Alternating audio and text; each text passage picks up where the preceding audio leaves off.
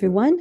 Welcome to Empowering Exceptional Minds, the podcast diving into neurodiversity through real conversations with parents, individuals, and professionals on challenges, strengths, and unique experiences. I'm your host, Maayan Glazer-Koren, an educational therapist, ADHD educator, and ASD specialist. At Educational Therapy LLC, my private practice, we support kids and adults with executive function and learning differences toward confidence and independence. This podcast is a collaboration with the Wiz Therapy, connecting individuals to providers and streamlining services for neurodiverse communities. Our goal is to share strategies, stories, and insights to empower families, educators, and professionals. Before we begin, a quick disclaimer. The views and opinions expressed by our guests are their own and do not necessarily reflect those of this podcast or Wiz Therapy. The conversations here are for information and empowerment, not a substitute for professional or medical advice. And most importantly, if you are experiencing a mental health emergency, please dial 911 immediately, or you can text 741-741 to reach the crisis text line in the US for support. Hi, everyone, and welcome to another episode of Empowering Exceptional Minds. And today we are this is going to be a meaningful and very important conversation. And I'm really excited. I actually took Kory Andreas professional development via PESI, and that's how I came to know about her. And she's so gratefully agreed to do this episode with me. So thank you again. And I am so honored to be joined here with Kory. And she is a clinical social worker, autism and neurodivergent specialist, and the founder of Unmasking Retreats, which I'm curious about. It sounds super cool. So yes. Kory is also a late-diagnosedautistic adult, bringing both professional expertise and deeply personal insight with over 20 years of experience in education and clinical practice. Kory, I'm so glad you're here. Thank you so much for having me. This is very exciting. I'm thrilled to be here, ready to talk about all my favorite topics today.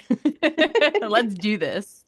Yeah, before we hit the record button, this is the first time I met Kory, and I was like, oh my gosh, I have to tell you about the stuff I'm dealing with, with my clients. So this is definitely a very important topic to talk. And Kory, I'm really curious to start us off. Can you share a little bit about your path and how did you become a clinical social worker and supporting autistic and neurodivergent individuals? Absolutely. I started in the schools, actually. I don't know how. I think I was just really drawn towards working with teenagers who were naughty and getting in a lot of trouble. So that was where it started. For my very first internship, I worked at a school for kids who were kicked out of their schools, and it just kept getting more and more interesting. And I think the more misunderstood the kid was, the more I was interested. So I really found myself in a variety of different schools from my first internship for decades after. I worked in non-public schools and public schools as a school social worker and just absolutely loved it. Went on to do some supervision and have some director positions to help other social workers in similar roles. But ideally, I had this autonomy and it was fantastic. You can kind of do your own thing when you work in a school. And, what ended up happening over the course of all of my years at every single place I was working was that, the quirky, unique, neurodivergent kids found their way to my office and we were having lunch together. And next thing you know, I was running the GSA during lunch and we were doing all kinds of events and activities and we were avoiding the pep rallies together and we just really hit it off. And, years later, I sort of realized my own neurodivergence, and that was a just huge surprise to me because when I started working, in schools, there was no such thing as an autistic girl. That was, I think I had one on my caseload in probably, 10, 15 years. So it was mostly boys that I was working with because at that time, that's sort of what we were told the face of autism was. It was, boys. And so years later, I started working with adults and got into assessments and really took a deep dive into high masking autism. And went out and did private practice and have been on this path ever since to work with adults who had no idea they were autistic So a lot of the people that I've come into contact with and that I work with now weren't even introduced to the idea of autism until their kids were assessed or diagnosed. And then they found out through that process, holy cow, this fits for me too. So now I've gone entirely the other direction into this world of high masking, late diagnosed autism and how that's impacting family systems and, the workplace and therapy offices and all of that. And of course the schools as well. So that's where I am now. So now I've been doing a lot of training. I do a lot of presenting on this topic for therapists, and I'll go into like treatment facilities. I'll go into government organizations.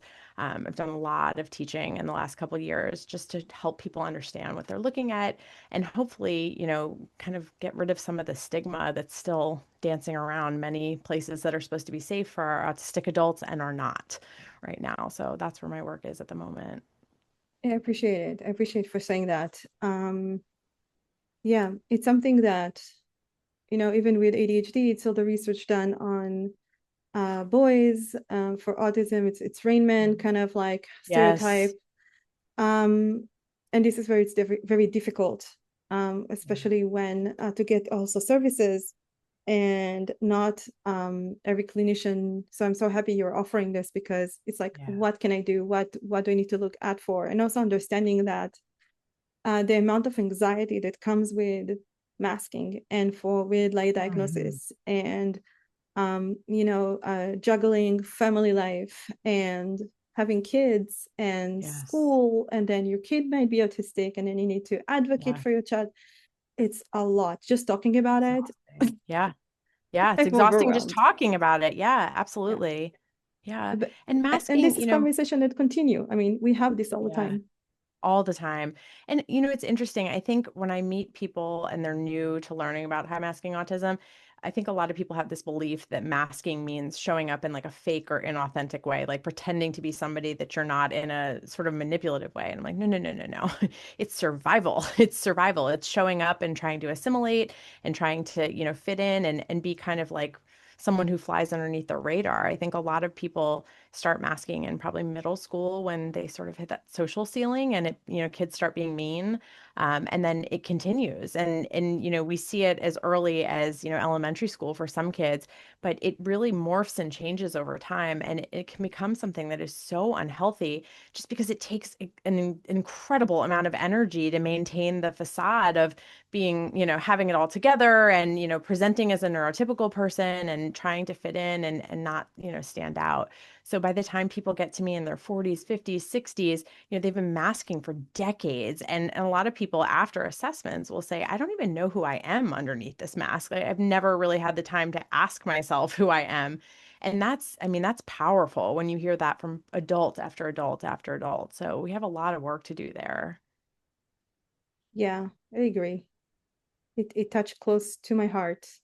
Many Yeah. years ago, this is a client I talk a lot about on my podcast, a case that back then she was misdiagnosed as ADHD with high anxiety, like with general anxiety disorder, and only at when she came to our services for executive functioning support and working memory support, which is what I do, um, there were too many red flags, Hmm. and the anxiety was so high.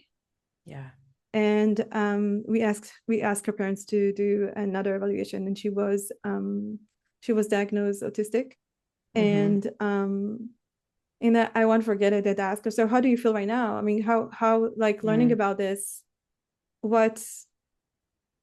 So she was like, uh yeah, well, it's, I knew.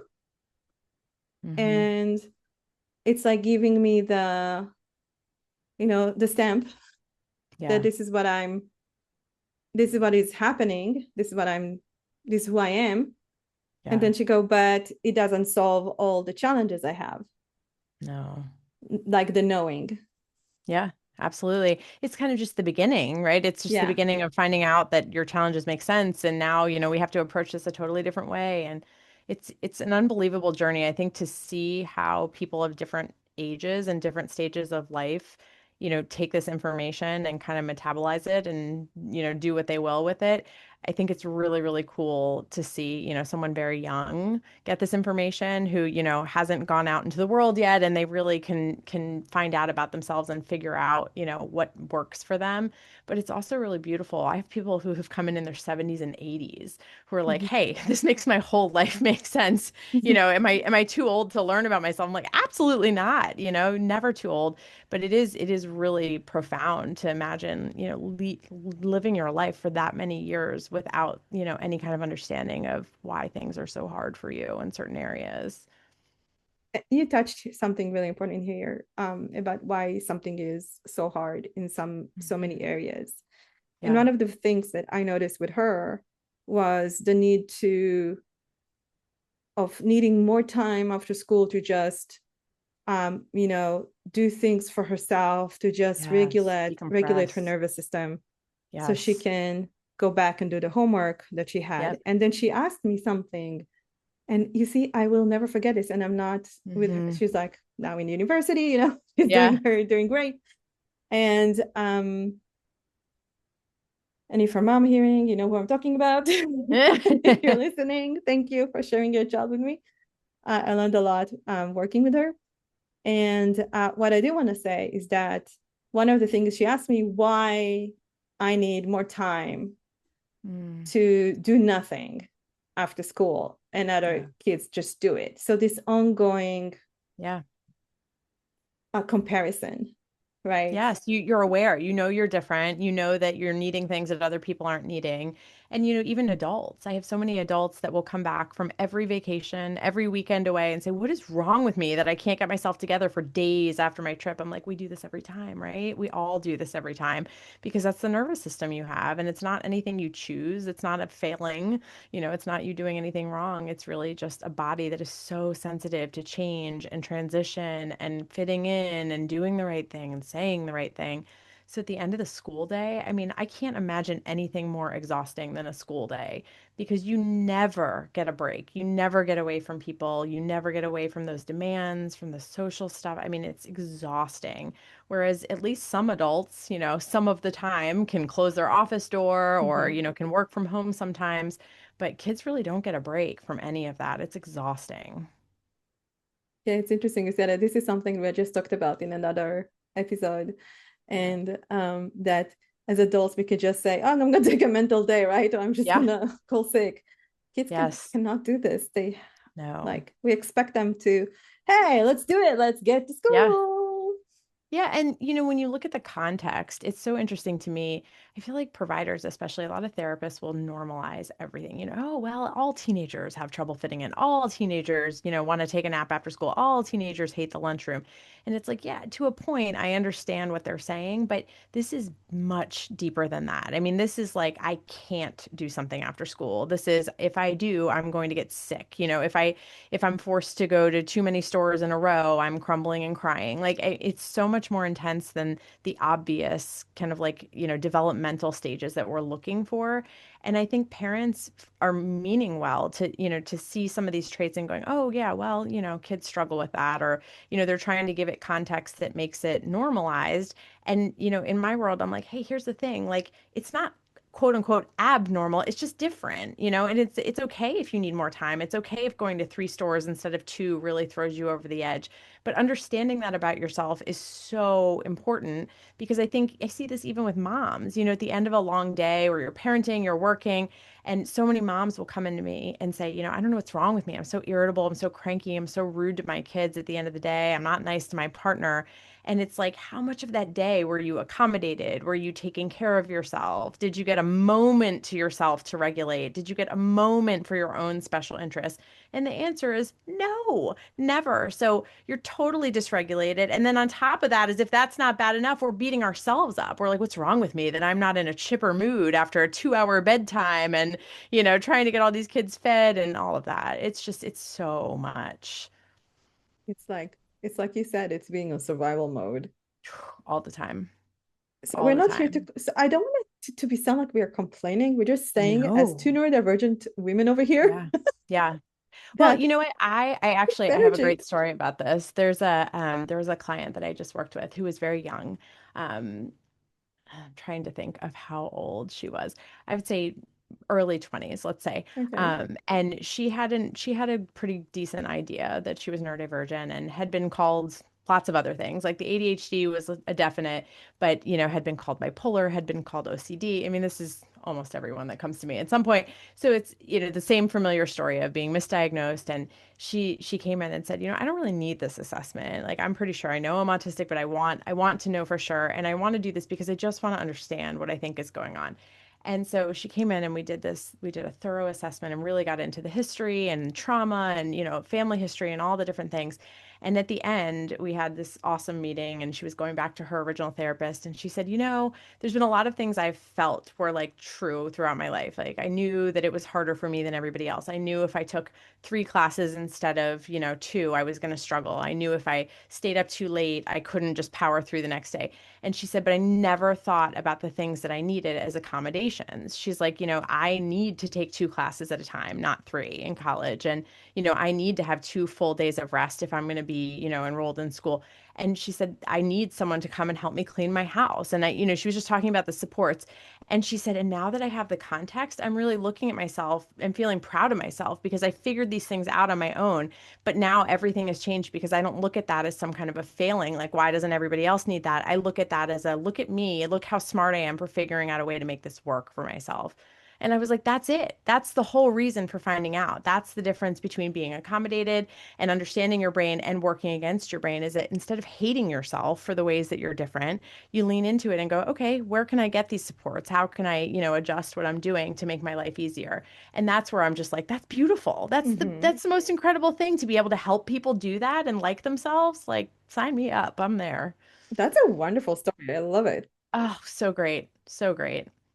But It's a lot very of masking before that, a lot of years of trying to fit in, trying to hide it, trying to keep it covered up. And what is, where does that end? Oftentimes it's, people in inpatient, people on a lot of medication, people really burnt out, really sick. And, you can't do that forever. yeah, I was like thinking about the amount of time that people that I know were diagnosed with social anxieties, but they're actually autistic. Yeah. I mean, it can be both. I'm It not can saying absolutely be no. both. Yeah. Uh, Yet again, it can be like about masking. So Yeah. we say masking a lot, and we kind of touched Yeah. about like what it is. Hmm. So let's kind of break it down for our listeners because we have Sure. listeners from all over the world. Yeah. Um, so those who are not familiar with the Yeah. word masking, would you describe what it means to be high Yeah. masking autistic person? Yeah, high masking usually in my mind means someone who, it is not fitting the stereotype of what we were told autism was in the 80s. It's not someone that looks like Rain Man. It's not even someone that may present as unique or different in a lot of social settings. So a lot of my clients are, very high achieving, very, very bright. They have families, they have partners, they have friends, they have all the things that we were once told didn't fit the profile of autism. But the place where you really see the struggles and the challenges are at home. You see at home where they come home from their full day of work with their, really intense job and they crumble at home, or you see where they're really struggling in their relationships. And it's sort of this push pull of the body and the brain needing two different things. The brain is going super fast, it's busy, it's loud in there, there's a lot going on. A lot of people want an incredible amount of stimulation and learning and all that, and then the body can't keep up. So, when people come home after, being on all day at school or work, they're showing up in the way that they're expected to look like a neurotypical person, and then they crash when they get home. So, masking is really doing whatever it takes to fit in, to cover up your autistic traits, to show up really to keep other people comfortable is the way that I like to think of it. If I'm trying to think of all of your needs before I have any of my own, I'm not paying very much attention to what I need. So that's what we often see is that, these are superstar employees, they're incredible partners, they're good friends, they're usually the person the boss wants to call on to, to handle a project, but at what expense? And it's their health and their own well-being. So that they get home and they, are very different, very flat after work. They have a lot of trouble with their partnerships and sometimes with, friendships and things like that because they're exhausted. And all those things take energy. So a lot of times, the more you're masking, the less time you have for your own interests, for your own relationships, for really anything that's important to you. And that's where we see over years and years of, this pattern of masking for everybody else, that we start to lose ourselves if we even ever found ourselves, and then we burn out, and then it becomes physical health issues and, all kinds of scary health problems that look a lot like trauma in the body. So it's a complicated web of things that happen to survive, really. Yeah. And before we kind of recorded, I was talking about with you about how many times it is like can show like, so we kind of touched on burnout and why Mm. masking can lead to that. And also it can look like depression Yes. many times. And Hmm. again, it can be both. So really Yeah. talking, to our Yeah. listeners, if you think something is going on with your loved one, please reach out to get some Yeah. help. Um, I do have a question about masking before I kind of move to Sure. burnout. And um, so for parents, they can see their child maybe doing fine, like you mentioned, like when we are at Yeah. work, we're doing fine, right? Yeah. So the kid is doing fine, getting great grades Yeah. at school, and then they not realize the hidden cost Yeah. of what does masking look like Hmm. in children versus in adults.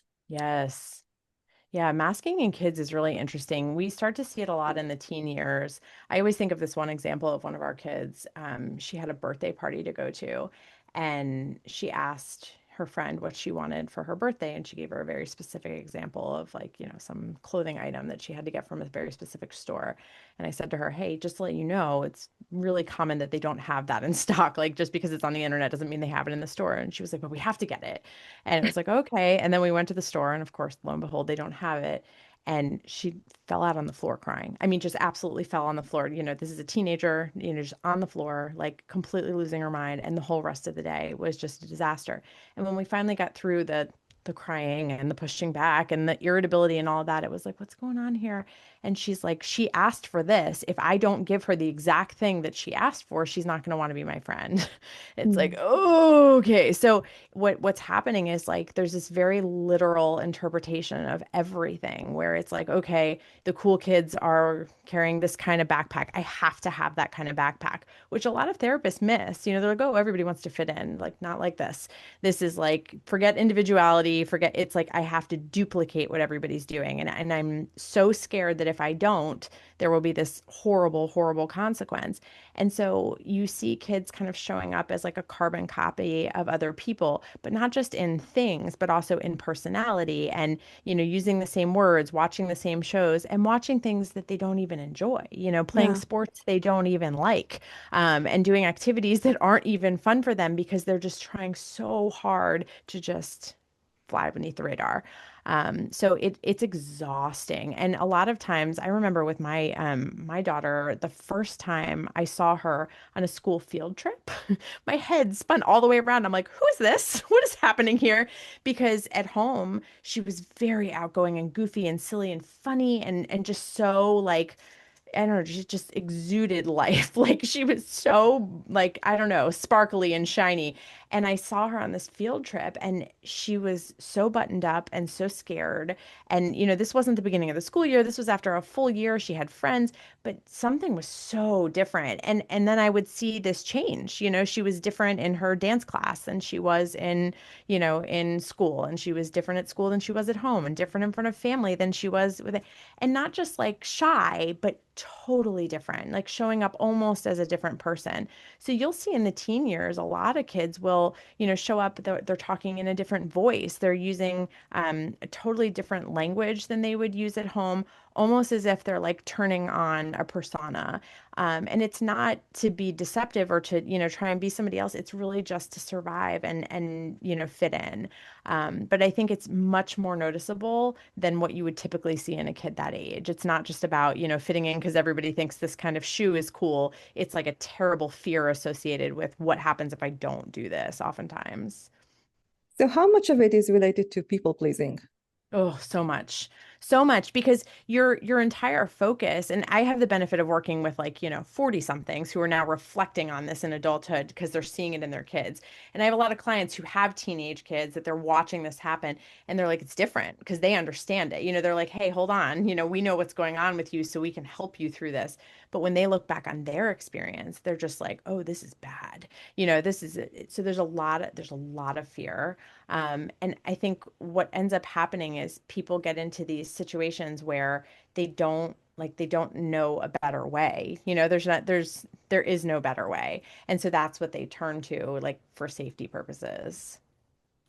I'm just thinking the amount of um, adults also that I work with, and even like the young adults that we see in our practice, how much of it is they're not always being authentic to who they are.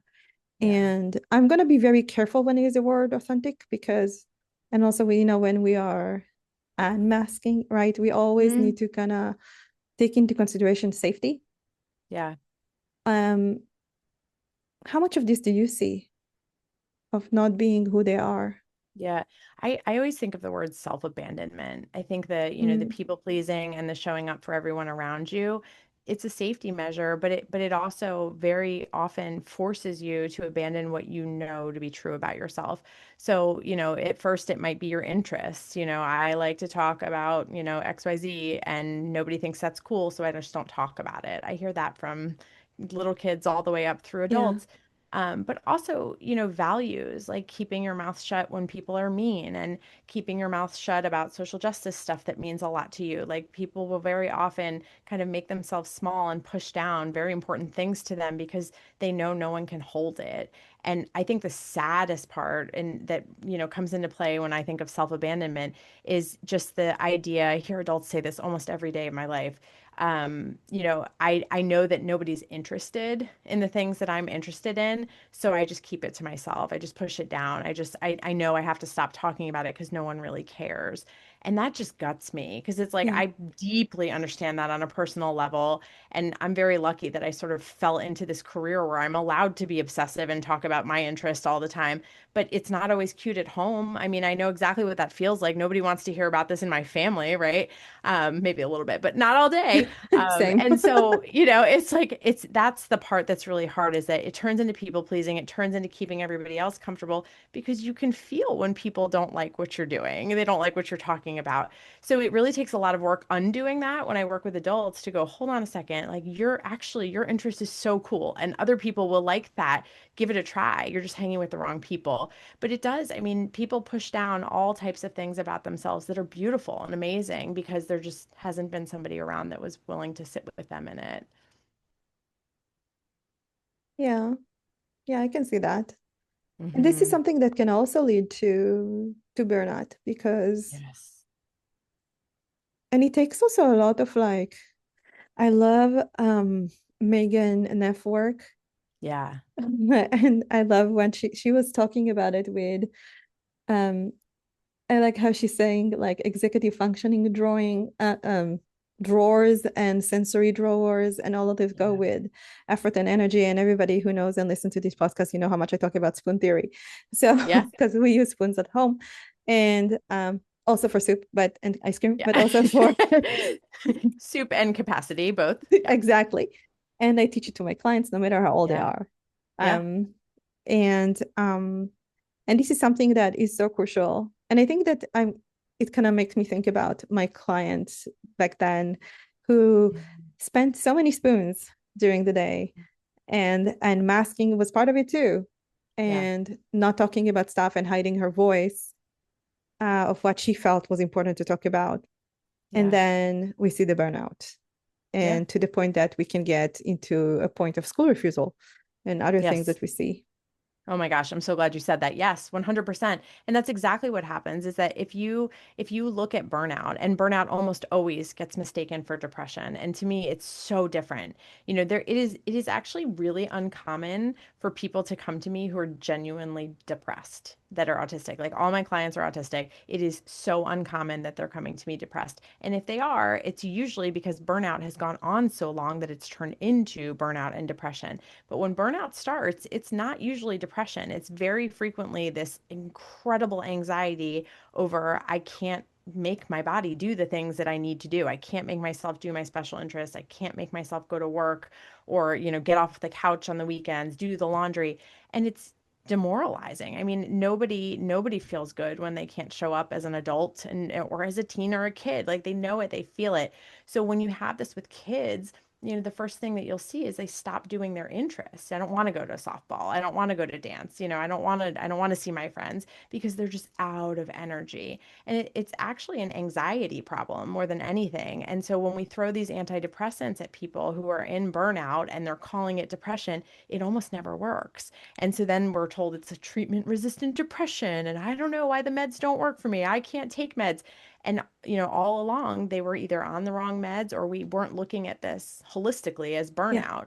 So for kids, it's like we need nature and we need rest and we need downtime and we need time after school to just veg. And sometimes we need screens and parents don't, parents are getting really mixed information about screens.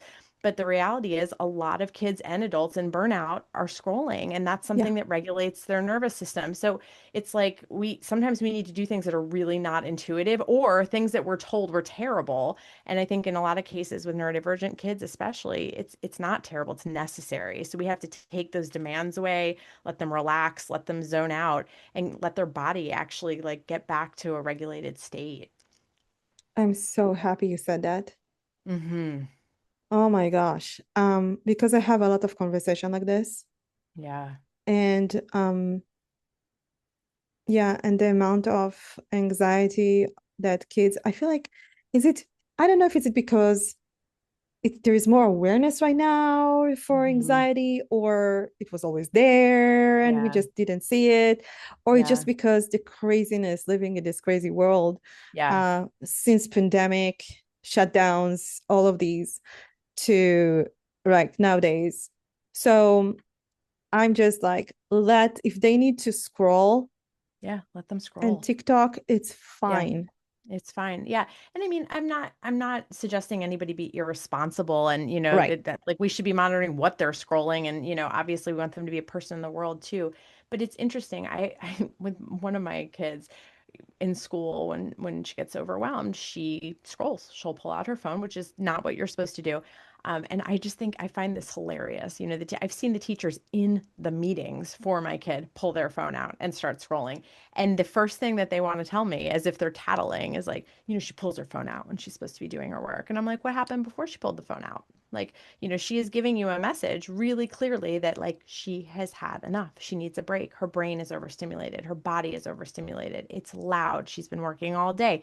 There are no transition breaks. Like these things for anybody else, maybe that doesn't stress them out, but for her, she needs the break. And it's not her fault she needs the break. So I just always think to myself, like, they're so quick to be like, she pulls her phone out in class. And I'm like, yes. And every one of you, the first chance you get, pulls your phone out and starts scrolling too. We all do. And there's a reason for that. It's very, very regulating. And the other thing is, we have another kiddo who loves his video games and absolutely would spend every waking second on there if we didn't, rein it in from time to time. But the difference between that and some of the other things that we hear, we have to keep in mind his brain goes really fast. I mean, he is incredibly, incredibly ADHD and has so many thoughts going at any given time.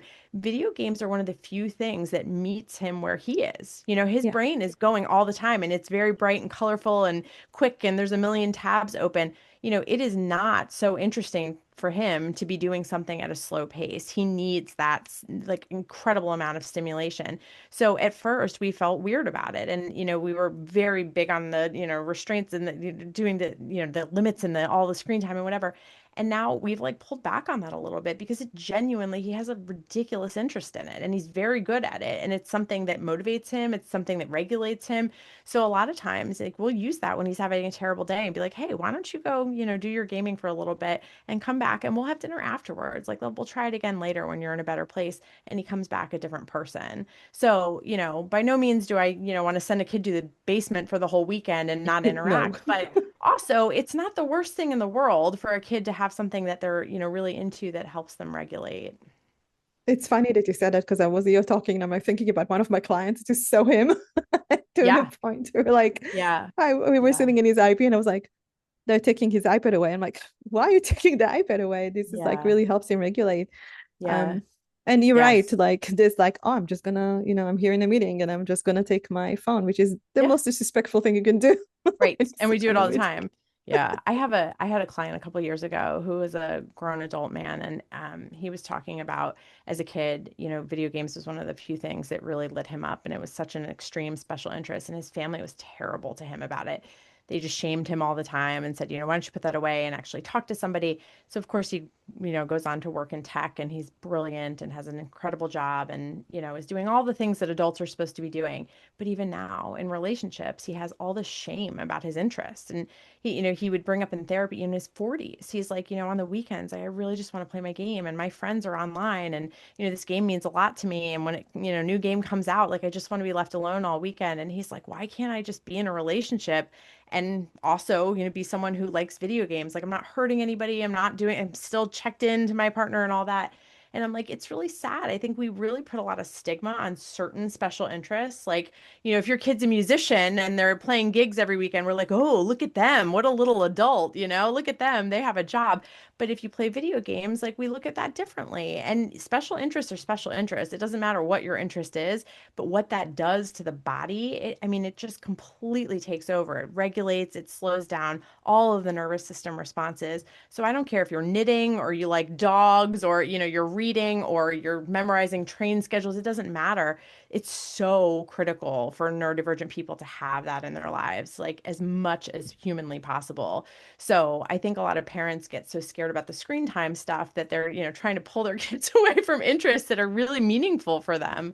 So that's one that we get a lot of flack for sure. I'm actually really happy you said that because I'm reviving my Game Boy. Yes. Oh, that's incredible. I just saw a video today. Someone sent me this on Instagram. There's a cruise you can go on that's all like nerdy interests. Like you can like there's like an old school video game thing where you can go around and play like all of the older video games that we grew up with. And there's another thing where you're like it's all like D&D in one room and then in another room it's like it's every nerdy interest you could think of on like a ship. And I'm like, we have to do this. This Oh sounds my gosh. amazing. It's got to be all autistic people. Like it just has to be, but I'm in. I think it'd be so fun. I don't care. I'll go to go. I Hmm. mean, I'm learning D&D right now. My client teaches me. I'm so in it, and my kids don't want to play it with Oh, me. So I need somebody. that's good. That's key. They actually somebody around here has like D&D groups for kids and teens, and I think that's the coolest thing ever. The We kids need it for love adults it. also, Yes, they the adults are doing it themselves. Yeah, it's like awesome. beginners like me. Yep. Yes. Yes, like the 101. I know. I've had a couple teenagers try to explain it to me over and over and over again. They're like, "You're really not getting this." I'm like, I know. I'm sorry." I'm Need to still work. I'm just still curious. I'm still thinking about the rolling the dice and stuff while the Yeah. numbers coming in at me. Yes. It's a lot. It's a lot to remember. It is a lot to remember. All right, we do need to finish up. But I do have a really important question. Um, how does masking show up in relationships? Oof, this is a tough one. And what Well, can partners do to support each other? yeah. So I think one of the most common things I see in adult relationships, and I do a lot of work with couples, is they meet. They are one another's special interest in the beginning, and we do a lot of masking when we meet a new person, and we show up as our best version of ourselves or the self that we think that they want to see. And then as we get comfortable, the mask drops. And so really that's one of the most beautiful things. It's really an honor to be with an autistic person who is going to drop their mask in front of you and really show you themselves when they're flat, when they're, not exciting, when they're really dysregulated, when they're having a meltdown. I mean, if you're with someone and they're showing you that, that is such a beautiful, beautiful thing to know that they trust you to see that part of them.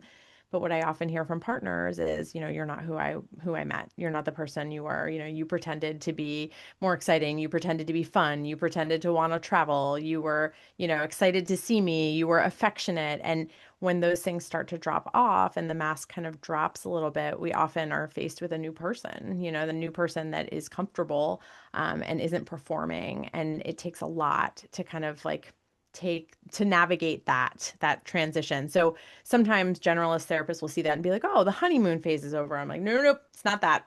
Very different than that. The honeymoon phase goes away with everybody. This is, very different." And I think part of it is sometimes we start as each other's special interest, and that's really fun because we're obsessed and we bring this big energy to the relationship. And sometimes that falls off a little bit. But the really cool thing about understanding the way that masking shows up with couples is that we can sort of bring back the honeymoon phase in a lot of ways with neurodiverse couples by having shared special interests. So we can't get the honeymoon phase back, but we can get that energy back. And it is critical for neurodiverse couples to have a shared special interest. So I don't care if it's like making weird coffee or board games that you play or home renovations, but there has to be some kind of like crossover interest there to keep people excited about one another and feeling connected. That's just how we connect as neurodivergent people. Through doing and learning and seeking and all of that. So when I start to see people kind of drop that mask, I help couples to reframe that as like, hey, this might be the first time this person has ever shown someone that side of themselves. So meet them there and be direct with your needs. If someone was very affectionate in the beginning and that's sort of dropped off, let's talk about how we get our affection needs met. Let's talk about what was working in the beginning and what you need now, but in a not shamey way, making sure that you understand each other's needs and expectations, but doing it in a way where you're like, hey, what do you need to feel safe here? And how can we both figure out a way to be authentic and also, not be performing? So I think it's actually a beautiful thing when people start to unmask, but we have to be so delicate because it's like really vulnerable for people. And most of the time, I think most people don't truly unmask until they're in like a committed relationship. So it may not be a romantic relationship, it may be a roommate, it could be someone that you're really close with even online, but Mhm. most people don't unmask until they're in a pretty intense relationship. Yeah, and that goes back to the safety, which you mentioned that Safety. word. Yeah. Which is like the best thing you could give someone. I mean, really, truly, the most incredible work that I've seen anybody do in therapy, it almost always comes from having somebody in your life that is making you feel safe to be you. So sometimes that's a therapist, sometimes that's somebody who works at the school, sometimes that's a partner or a friend, but safety is one of the most incredible things you can give someone who hasn't been safe in their life prior to that. So I think we as professionals do that very well. And we can help partners and teachers and friends and parents. We can help everybody to understand what that looks like. But it's really showing like I think of meltdowns a lot. When somebody's having a really, really embarrassing meltdown. And adults, we have them, I have meltdowns. And when that happens, the best thing you can do for somebody is be like, you're okay. Like, I'm not judging you. These things happen just like a parent would. And that to me is like you're not going to really unmask until somebody shows you like I can handle you at your absolute worst. If you want to have a meltdown, if you're totally shut down and can't talk, you need to go hide in your closet for a little bit. You need to go for a drive by yourself. That's cool. I'll be here when you get back. And so once people start to see like this person can handle me unmasked, you start to see the mask really drop off, which is just incredible. And I think that's when people grow a lot together. I think so too, Yeah. especially with late diagnosis that you are like carrying it so long Yeah. and the trauma that you're carrying, Yeah. not being who you are. Um, yeah, and when you have somebody who can like really accommodate your needs, Yeah. if it's sensory or whatever, Yeah. it's really, really empowering and really Big good for the time. relationship. Yeah, it's a totally new experience for a lot of people. Yeah. Oh my gosh. I just really enjoy talking with you. Me too. We could do this all day. I know. No, we cannot because I No, have we sensory cannot. integration challenges. It's not going to Hmm. happen. Hmm. Hmm.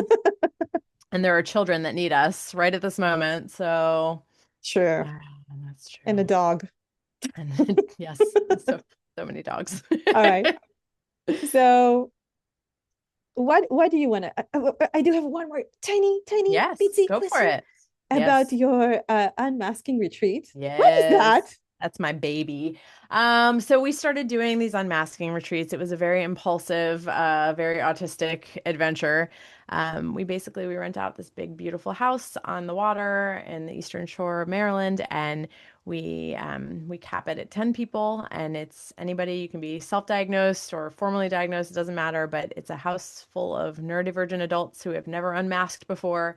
And we go for 4 days and we talk about all things autism. We talk about our special interests. We enjoy nature. We eat incredible food. My husband is an amazing cook. And we just chill. And what the coolest thing is that no matter who comes to these retreats, the exact same thing has happened every time. I mean, it's within seconds. People are connecting over puzzles and games and, weather forecasting systems. I don't know. It's just like unbelievable. It's very hard to explain, but it's the most connecting, safe weekend I have all year. And every time we do it, I'm like, I just want to live here. It's just so easy. But there's something really cool about, most of the adults that are there have never been in a house with nothing but neurodivergent adults. So for the first time, someone is saying, like, if you need something, let us know and we mean it. If you need a break, take it. If you want to go for a swim in the middle of this, talk we're having, go do it. And I think you have to feel what that feels like in your nervous system to really want to implement that in your life. Like, how do I ask for help? How do I say, no, I don't want to do that? How do I say, I didn't like what you just said, or any of that. So we're practicing that in a way that is super safe and super comfortable. And then people leave there and go, "Oh my gosh, this feels really different than what my body feels like in my actual life, and this feels really different than the people that I'm hanging out with a lot of times." So it's been beautiful. The people that have come on these retreats have stayed in touch. They remain friends. We've had people come back to the retreats. Like, this is the third time for one of our retreaters that she's coming back. And honestly, it's like the most beautiful thing I've ever been a part of. So I keep trying to figure out how to get this energy that we get at the retreats and translate it to something else and figure out a way to bring people together that's maybe a little bit more cost effective and a little bit more frequent, because it is expensive and it is a lot of work, but we love it. And it's really something I'm super proud of, because I see what's happening there and it gives me so much hope. So we do 2 a year at this point. I would like to do them all the time, but life, and it's just a really, really cool thing. Oh my gosh, it sounds so empowering. I don't know for our listeners who cannot see me because this is a recording, but I was having a smile like from one cheek to the other the entire time that Kory is Oh, like talking about, like, oh my gosh, all I can say is like, leave me alone, let me read my book, go away. yeah. Yeah. Well, I think And everybody I sort can't of do this with thinks, my friends. Friends, I love you. no. Thank you for listening for this podcast.